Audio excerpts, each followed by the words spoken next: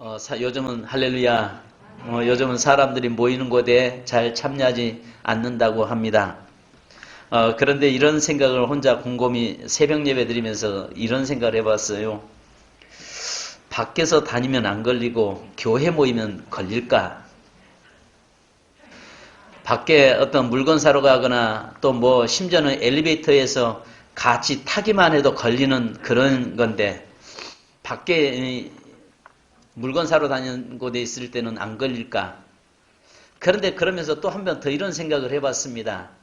만약에 이분들이 밖에 나가서 돌아다니다가 바이러스에 걸리면은 과연 이 사람들이 하나님 원망하지 않을까? 틀림없이 하나님은 원망할 거란 말이죠. 교회 안에서 예배드리다가 만약에 하나님 앞에서 만약에 걸렸습니다. 그 사람은 하나님 원망할까? 하나님 원망하지 않는 줄로 믿습니다. 자, 또 어떤 분들은 종종 그런 이야기합니다. 교회에서 걸리면은 하나님 영광 가린다고. 별 걱정 다 하십니다. 하나님은 우리가 영광 가린다고 해서 그 당신의 이름이 욕되거나 그러지는 않을 것입니다. 그럴지라도 물론 우리가 조심은 해야죠. 우리가 손 깨끗이 씻어야 되고 마스크도 하고 늘 해야 되겠지만은 그러나 이것 때문에 예배가 무너져서는 안 된다는 거지요. 우리의 삶에서 예배가 무너지지 않기를 주님의 이름으로 부탁합니다. 네. 오늘 성경 본문의 말씀 보면 내게로 오라라고 하는 말씀으로 이 시간 말씀을 함께 나누려고 합니다. 아합과 이세벨은 북이스라엘의 왕과 왕후였죠. 아합은 여러분 아시는 것처럼 아버지가 혁명으로 시작한 오므리 왕조의 뿌리를 견고히 세우려고 몸부림쳤던 그런 왕이기도 했습니다. 그런데 문제는 아합이라고 하는 이 사람이 하나님의 방법이 아닌 하나님의 믿음이 아닌 자신의 방법으로 주변 국가와 동맹 결혼을 맺지요. 그래서 결국은 열왕기상 11장 1절에 보면은 동맹 결혼을 통해서 나라의 어떤 평안을 더 든든히 세우려고 나가고 있습니다. 결국은 그것이 그 일로 인해서 이세벨이라고 하는 시돈의 공주였던 이방 나라 시돈 사람의 공주였던 이세벨을 끌어들이게 시작합니다. 그리고 이 여자가 이스라엘에 자기 종교를 들여와서 이 아합 왕을 부추겨서 이스라엘의 온 땅에 바알과 아세라의 선지자들을 들여놓고 바로 그 바알과 아세라를 퍼짐으로 인해서 하나님의 진노함을 사는 그런 모습이 나타나게 되죠. 여러분들에게 말씀드릴 것은 먼저 알 것은 바알과 아세라라고 하는 이 신이 어떤 신이냐? 여신과 남신 사상을 가지고 있잖아요. 풍요의 신이다라고 생각을 했던 것입니다. 그래서 그 풍요의 신인데 그 신전에는 많은 방들이 있어서 그곳에서 국가에서 허락된 바로 성적인 그런 선교도 할 수 있고 국가에서 허락된 바로 즐거움을 얼마든지 누릴 수 있는 바로 그런 곳이었습니다.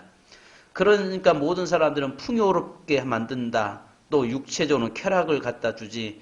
그러니까 거기에 빠지지 않을 수가 없었던 거죠. 자, 그런 가운데서 하나님께서는 풍요의 신은 하나님이시다라는 것을 드러내시려고 그 땅에 엘리야를 통해서 3년 6개월 동안 하늘문을 닫잖아요.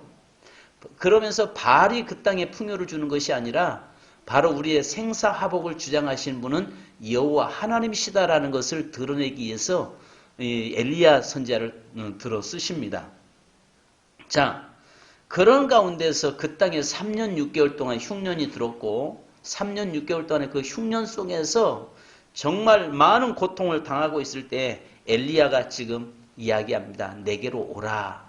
너희는 내게로 오라라고 30절에도 말씀합니다. 그러면서 20절과 21절에도 여전히 나오라. 이제 더 이상 머뭇거리지 말고 앉아있지 말고 하나님께 나오라라고 말씀하고 있습니다. 자, 여러분 여기서 오늘 본문에 보면 첫째는 애로운 싸움이었다는 거죠. 엘리야가 백성에 이르되 여호와의 22절 24절 보면은 선지자는 나만 홀로 남았으나 바알 선지자는 450명 또 아세라 선지자는 400명, 850명이 득세하고 그들이 곧 승리한 것처럼 보였다는 것입니다. 우리가 아셔야 할 것은 신앙은요, 애로운 싸움입니다. 그래서 우리는 함께 늘 하지 않으면 안 되는 것입니다. 정말 여기에서 혼자 어쩌면은 엘리야 혼자라는 것으로 알고 있었습니다. 그런데 하나님은 사실 아신 것처럼 오바댜를 중심으로 해서 바알에게 절하지 않은 7,000명을 숨겨두셨잖아요. 그러니까 아무리 세상이 믿음의 사람들이 사라져가는 것 같아도 여전히 군데군데 하나님을 경외하는 사람들이 애롭게 홀로 하나님과의 독대하면서 신앙생활하는 사람이 많이 있다는 것이죠. 오늘 아침에도 구청 직원이 지난주에도 왔었는데 오늘도 아마 우리 교회가 예배 드릴 것 같아서 좀 직급이 더 높은 사람이 왔어요. 두 사람이 와가지고 저한테 부탁하고 사정하는 겁니다. 예배를 좀 영상으로 드리면 안 되겠습니까? 그래서 제가 그분들에게 그 이야기 했습니다. 저희는 11시 예배는 반드시 드립니다. 드리는데 저희 장로님들하고 한번 의논해서 하겠습니다. 이야기하면서 그 이야기하는 겁니다. 바로 교회가 한 사람이라도 나오면은 교회 전체를 다 폐쇄하는 것보다는 차라리 예배 영상으로 드리는 게 안 낫겠습니까? 여러분 영상으로 예배 드리느나 바이러스 와가지고 폐쇄되나? 폐쇄되는 건 마찬가지지. 안 그렇습니까? 폐쇄된 건 마찬가지잖아요. 예배 안 드리고 폐쇄하나? 바이러스 걸려서 폐쇄하나? 폐쇄하는 건 마찬가지. 그렇다고 해서 우리가 하나님께 예배가 무너질 수는 없다는 것이죠. 그러면서 간곡히 부탁한다고 그러면서 제가 얼마 이제 뭐 소멸되지 않겠어요. 끝나지 않겠어요. 이야기했더만 목사님 지금 더 심각해집니다. 이야기합니다. 그러할지라도 설상 그러할지라도 우리가 하나님께 예배드리는 일은 소홀히 여겨서는 안 될 것입니다. 할렐루야. 그러면서 이런 이야기를 세상에서는 많이 비난을 하죠. 교회가 하나로 나오면 비난하는데요. 놀라운 것은요. 여러분 지금 거의 다 이 바이러스가 등장되고 있는 데가 이단들에게서 많이 나와요. 일반 교회에서는 몇 군데, 두 군데에서 나왔고 나머지는 전부 다 이단 집단에서 다 나오고 있어요. 천안 지역에 아신 것처럼 천안 지역도 지금 급속도로 번지고 있는데 그 천안 지역에 나온 것도 여기 JM에서 정명석이 그 교회에서 나왔다고요. 그 다음에 저기 거창에서는 그 구원파 침례교 이요한 계열에서 나왔다고요. 전부 다 지금 현재 신천지는 하나님이 이걸 통해서 어쩌면은 그런 이단의 그런 세력들을 드러내게 하시려고 하는 것 같아요. 설상 어떤 상황에 놓여 있을지라도 우리는 정말 하나님 앞에서 예배를 드리는 일이 소홀히 되지 않기를 원합니다. 그런데 주위에서 그런 이야기예요. 드리면 무모하다고 하고 안 드리면 믿음 없다고 하고 참 이런 상황 속에서 우리는 묵묵히 끝까지 하나님 앞에 예배드리는 일에 소홀히 여기지 마십시다. 이것은 어쩌면 애로운 싸움일 수 있습니다. 그분들이 무슨 이야기 하냐면 큰 교회는 다 멈추는데 지금 큰 교회들이 다 중단하고 있습니다. 그러니 좀 예배 좀 중단을 시켜 주십시오. 하나님께 예배드리는 일을 어떻게 누가 중단해라 드려라 말할 수 없는 것이죠. 그런데요, 여러분들이 이해하실 것은 앞으로 큰 교회들이 이번 계기를 통해서 우리가 기도 많이 해야 될 부분이 큰 교회들이 예배를 스스로 중단시켰는데 이것이요. 나중에 조금만 어떤 어려움이 있으면요. 영상으로 예배 드립시다. 예배가 다 무너질 것입니다. 이런 것들을 우리가 방지하기 위해서는 어떤 일이 있어도 재단을 강단을 지켜야 되고 예배 자리를 지켜야 될 줄로 믿습니다. 이 설교가 밖으로 들리면 세상 사람들은 벌떼처럼 일어나겠죠.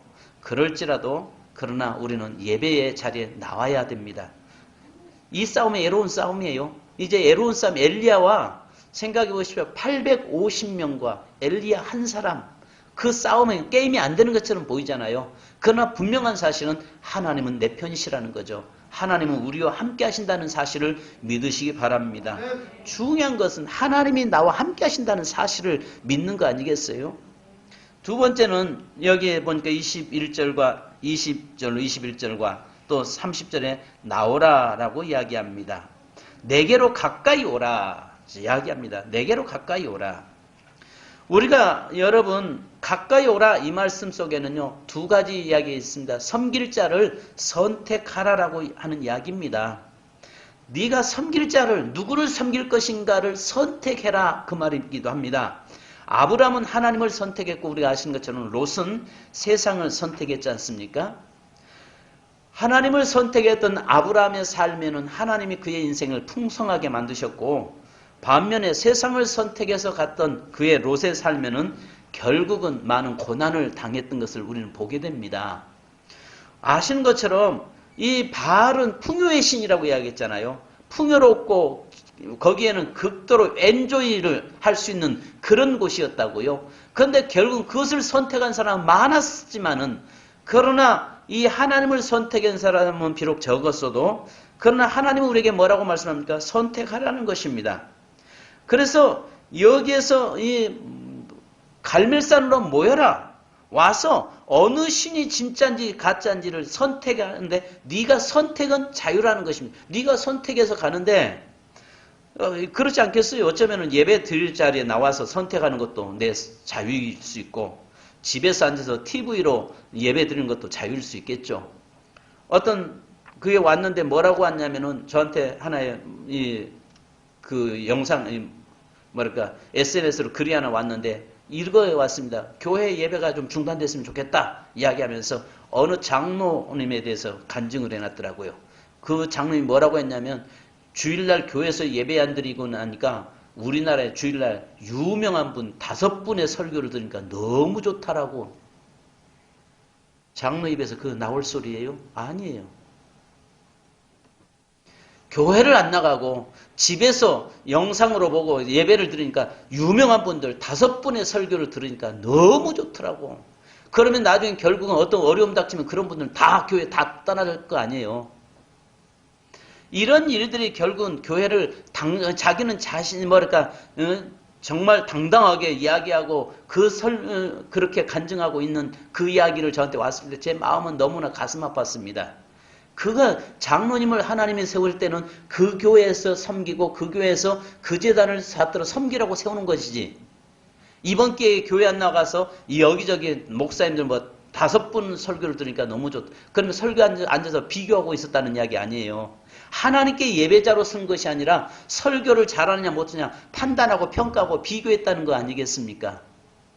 이번에 그 이야기 하더라니까요. 신천지에서 이만희는 지금 나이가 90 먹은 노인네잖아요. 여러분 그 나와서 성명서 발표하고 이야기하는데 그 막 행설수를 하고 있잖아요. 그런데도 그 사람들은 뭐라고 하냐면요. 똑같은 설교를 2주, 3주를 해도요. 그분들은 어떻게 받아들이냐면 그렇다는 겁니다.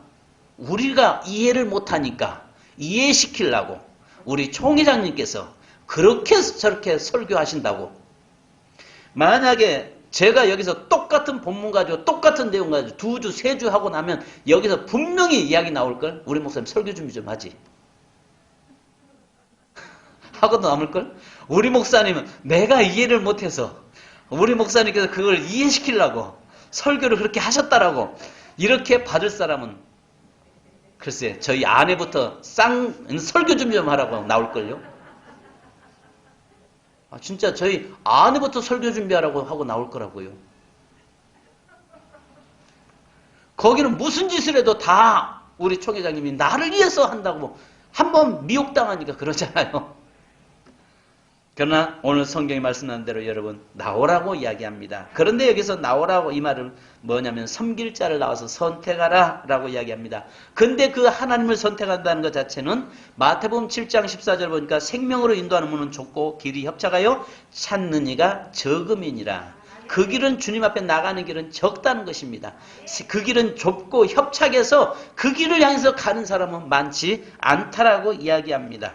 여호수아서 24장 15절에 보면 우리에게 이야기합니다. 만일 여호와를 섬기는 것이 너에게 좋지 않게 보이거든 너희 조상들이 강 저쪽에서 섬기던 신들이든지 또는 너희가 거주하는 땅에 있는 아모리족 속의 신들이든지 너희가 섬길 자를 오늘 택하라. 오직 나와 내 집은 여호와를 섬기겠노라. 너희가 선택하라는 것입니다. 그러나 오늘 이 백성들에게 이제는 나와서 어느 신이 진짜인지 보고 선택하라라고 말씀하고 있습니다. 여러분 여호수아서 8장 33절에 보면 잘 아신 것처럼 이 하나님께서 그 백성들 앞에 그리심산과 에발산이라고 하는 두 산을 앞에 놓고 나서 그 사이에 백성들을 세워놓고 이야기하잖아요. 너희가 에발산에서는 과 그리심산이라는 두 손을 놓고 선택하라고 이야기하잖아요. 여호와의 말씀을 지켜 행하는 자는 복 받는다라고 말씀하고 여호와의 말씀을 지켜 행하지 않는 자는 저주받는다라고 하는 그 말씀 앞에서 그들은 그리심산을 선택하고 그 하나님의 축복을 선택해가는 것을 우리는 보게 됩니다. 여러분, 오늘 우리의 삶에 있어서 늘 이제 선택하고 하는데 성경이 뭐라고 이야기합니까? 선택하되 이제는 하나님을 선택하는데 엘리야가 뭐라고 이야기합니까? 머뭇머뭇하지 말라라고 이야기합니다. 언제까지 머뭇거리겠느냐는 것입니다. 언제까지 양다리를 걸치면서 이쪽 밟을까 저쪽 선택할까 하지 말라는 것입니다. 아시는 것처럼 이스라엘 백성들 보세요. 왔다 갔다 합니다. 엘리야가 큰 소리를 치자 옳도다라고 이야기하면서 거기로 갔다가 또 이쪽이 진짜 같으니까 또 일로 갔다가 휩쓸리지 말라는 것입니다. 신앙 안에서 우리가 머뭇거리지 말고 우왕좌왕하지 말고 오직 하나의 길을 쫓아서 가는 자가 되어야 된다는 것입니다. 우리가 많은 사람들을 군중신앙 되지 말라는 거예요. 군중신앙. 예수님을 따랐던 당시에도요. 많은 사람들이 예수님이 아시는 대로 기적을 행할 때 오병이 행할 때 사람들이 가가지고 그가 하나님이다. 하나님의 아들이다. 다윗의 자손이다. 얼마나 떠들었습니까?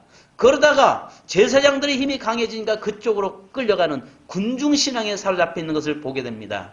오늘날 여러분 그 방송 뉴스에 계속 나오니까 거기 때문에 우리가 흔들리고 그것 때문에 신앙이 흔들려버리는 이런 모습이 돼서 군중신앙이 돼서는 안 된다는 것을 아시기 바랍니다. 뜨겁든지 차갑든지 해야지 미지근하면 토해버리겠다고 요한계시록 3장에 말씀하고 계시잖아요. 마지막으로 여러분 우리에게 뭐라고 말씀합니까? 엘리야는 30절 다시 한번 읽습니다. 같이요. 시작. 이르되 내게로 가까이 오라. 백성이 다 그에게 가까이 가매 그가 무너진 여호와의 제단을 수축하되. 아멘. 여러분 아시는 것처럼 오전 내내 오후까지 해질녘까지 백성들은 누구에게 향해 있었어요? 바알 신에게 향해 있었어요.